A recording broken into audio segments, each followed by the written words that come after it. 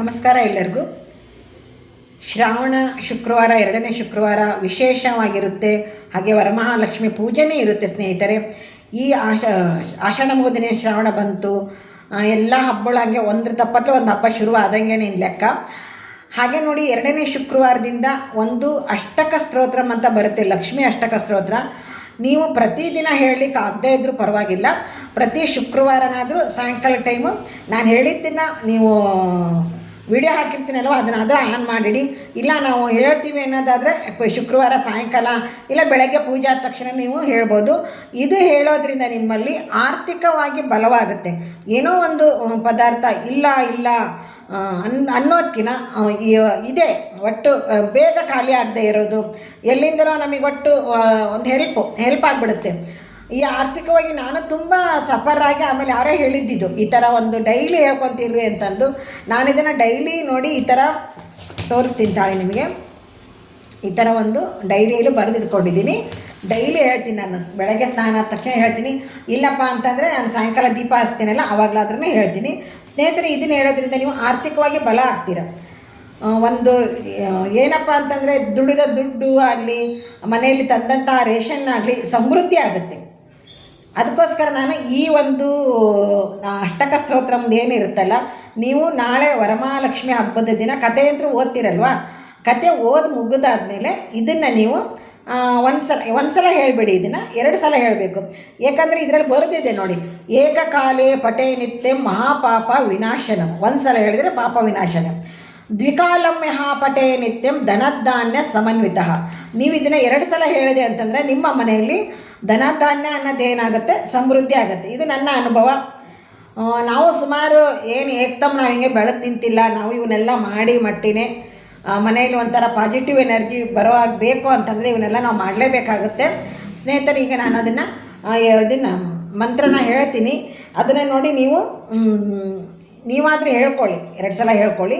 ಇಲ್ಲಪ್ಪ ನಮ್ಗೆ ಹೇಳೋಕ್ಕಾಗಲ್ಲ, ಟೈಮ್ ಇಲ್ಲ, ಬೆಳಗ್ಗೆ ಗಡಿಬಿಡಿ ಇರುತ್ತೆ. ನೀವು ಬೆಳಗ್ಗೆ ಗಡಿಬಿಡಿ ಒಳಗೂ ಒಂದು ಆನ್ ಮಾಡಿ ಕೈ ಬಿಟ್ಬಿಡಿ. ಈ ಅಷ್ಟಕ ಸ್ತೋತ್ರ ಏನಿರುತ್ತಲ್ಲ, ಬೆಳಗ್ಗೆ ಆನ್ ಮಾಡಿ ಕೈ ಬಿಟ್ಟು ಅದ್ರ ಪಾಡಿಗೆ ಅದು ಹೇಳ್ತಿರುತ್ತಲ್ವ, ನಿಮಗಂತೂ ಕಿವಿಯಾಗಿ ಬೀಳುತ್ತೆ. ಆಮೇಲೆ ಮನೆಯಲ್ಲಿ ಪಾಸಿಟಿವ್ ಎನರ್ಜಿ ಬರುತ್ತೆ ನೋಡಿ. ಬನ್ನಿ ಸ್ನೇಹಿತರೆ, ಈಗ ಅದು ಯಾವ ಅಷ್ಟಕ ಸ್ತೋತ್ರ ಅನ್ನೋದೇಳಿ ಶುರು ಮಾಡಿಬಿಡೋಣ. ನಮಸ್ತೆ ತು ಮಹಾಮಾಯೆ ಶ್ರೀಪೀಠೆ ಸುರಪೂಜಿತೆ ಶಂಖಚಕ್ರ ಗದಾಹಸ್ತೆ ಮಹಾಲಕ್ಷ್ಮೀ ನಮೋಸ್ತುತೆ. ನಮಸ್ತೆ ಗರುಡಾರೂಢೆ ಕೋಲಾಸುರ ಭಯಂಕರಿ ಸರ್ವಪಾಪ ಹರೇ ದೇವಿ ಮಹಾಲಕ್ಷ್ಮೀ ನಮೋಸ್ತುತೆ. ಸರ್ವಜ್ಞೆ ಸರ್ವವರದೆ ಸರ್ವದುಷ್ಟ ಭಯಂಕರಿ ಸರ್ವದುಃಖ ಹರೇ ದೇವಿ ಮಹಾಲಕ್ಷ್ಮೀ ನಮೋಸ್ತುತೆ. ಸಿದ್ಧಿಬುದ್ಧಿ ಪ್ರದೇ ದೇವಿ ಭುಕ್ತಿ ಮುಕ್ತಿ ಪ್ರದಾಯಿನಿ ಮಂತ್ರಮೂರ್ತೆ ಸದಾ ದೇವಿ ಮಹಾಲಕ್ಷ್ಮೀ ನಮೋಸ್ತುತೆ. ಆದ್ಯಾಂತರಹಿತೆ ದೇವಿ ಆದಿಶಕ್ತಿ ಮಹೇಶ್ವರಿ ಯೋಗಾಗ್ನೇ ಯೋಗ ಸಂಭೂತೆ ಮಹಾಲಕ್ಷ್ಮೀ ನಮೋಸ್ತುತೆ. ಸ್ಥೂಲ ಸೂಕ್ಷ್ಮ ಮಹಾರೌದ್ರೆ ಮಹಾಶಕ್ತಿ ಮಹೋದರೆ ಮಹಾಪಾಪ ಹರೇ ದೇವಿ ಮಹಾಲಕ್ಷ್ಮೀ ನಮೋಸ್ತುತೆ.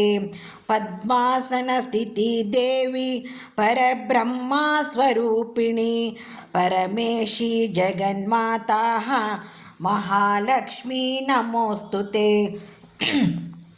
ಶ್ವೇತಾಂಬರಧರೆ ದೇವಿ ನಾನಾಲಂಕಾರಾಭೂಷಿತೆ ಜಗತ್ಸ್ಥಿತೆ ಜಗನ್ಮಾತಾ ಮಹಾಲಕ್ಷ್ಮೀ ನಮೋಸ್ತುತೆ. ಮಹಾಲಕ್ಷ್ಮೀ ಅಷ್ಟಕಂ ಸ್ತೋತ್ರಂ ಯಃ ಪಠೇದ ಭಕ್ತಿಮಾನ್ ನರಃ ಸರ್ವಸಿದ್ಧಿಮವಾಪ್ನೋತಿ ರಾಜ್ಯಂ ಪ್ರಾಪ್ನೋತಿ ಸರ್ವದಃ. ಏಕಕಾಲೇ ಪಠೇ ನಿತ್ಯಂ ಮಹಾಪಾಪ ವಿನಾಶನಂ ದ್ವಿಕಾಲಂ ಯಃ ಪಠೇ ನಿತ್ಯಂ ಧನಧಾನ್ಯ ಸಮನ್ವಿತಃ. ತ್ರಿಕಾಲಂ ಯಃ ಪಠೇ ನಿತ್ಯಂ ಮಹಾಶತ್ರು ವಿನಾಶನಂ ಮಹಾಲಕ್ಷ್ಮಿರ್ಭವೇನ ನಿತ್ಯಂ ಪ್ರಸನ್ನ ವರದಾ ಶುಭ ಇತಿ ಶ್ರೀ ಅಷ್ಟಕಸ್ತೋತ್ರಂ ಸಂಪೂರ್ಣಂ. ಹೇಗಿತ್ತು ಅಷ್ಟಕ ಸ್ತೋತ್ರ? ಸುಲಭವಾಗಿ ಸುಗಮವಾಗಿ ಹೇಳುವಂತಹ ಸ್ತೋತ್ರ ಇದು. ಸ್ನೇಹಿತರೆ, ಸಬ್ಸ್ಕ್ರೈಬ್ ಆಗದೆ ಇರೋರು ದಯವಿಟ್ಟು ಸಬ್ಸ್ಕ್ರೈಬ್ ಆಗಿ ವಿಡಿಯೋ ನೋಡಿ. ಹಾಗೆ ನನ್ನ ಎಲ್ಲ ವ್ಯೂವರ್ಸ್ಗೂ ಒಂದು ಪೋಸ್ಟ್ ಹಾಕಿದ್ದೆ, ಇವತ್ತು ಲೈವ್ ಇದೆ, ಸೀರೆ ಉಡುಗೊರೆ ಇದೆ ಬನ್ನಿ ಅಂತಂದೇಳಿ. ನೋಡಿ, ಪೋಸ್ಟು ನೋಡದೇ ಇರೋರು ದಯವಿಟ್ಟು ಪೋಸ್ಟ್ ನೋಡಿ. ಸಾಯಂಕಾಲ 5:30 ಲೈವ್ ಇರುತ್ತೆ, ಬನ್ನಿ. ಯಾರಿಗೆ ಹೋಗುತ್ತೆ ಸೀರೆನ, ಕ್ಯೂರಿಯಾಸಿಟಿ ಇರುತ್ತಲ್ವ ಎಲ್ರಿಗೂ, ಬನ್ನಿ. ಹಾಗೆ ಶೇರ್ ಮಾಡಿ, ಲೈಕ್ ಮಾಡಿ. ಎಲ್ಲರೂ ಕಲೀಲಿ, ಎಲ್ಲರೂ ಬೆಳೀಲಿ, ಎಲ್ಲರ ಮನೆಯಲ್ಲೂ ಪಾಸಿಟಿವ್ ಎನರ್ಜಿ ಇರಲಿ ಅಂದ್ಕೊಂಡು ಹೇಳಿ ಈ ಸ್ತೋತ್ರನ ನಿಮ್ಮ ಮುಂದೆ ಹೇಳಿದ್ದೀನಿ. ಏನಾದರೂ ತಪ್ಪಿದ್ದರೆ ದಯವಿಟ್ಟು ಕ್ಷಮೆ ಇರಲಿ ಅಂತ ಹೇಳ್ತಾ ಈ ವಿಡಿಯೋನ ಮುಗಿಸ್ತಾ ಇದ್ದೀನಿ.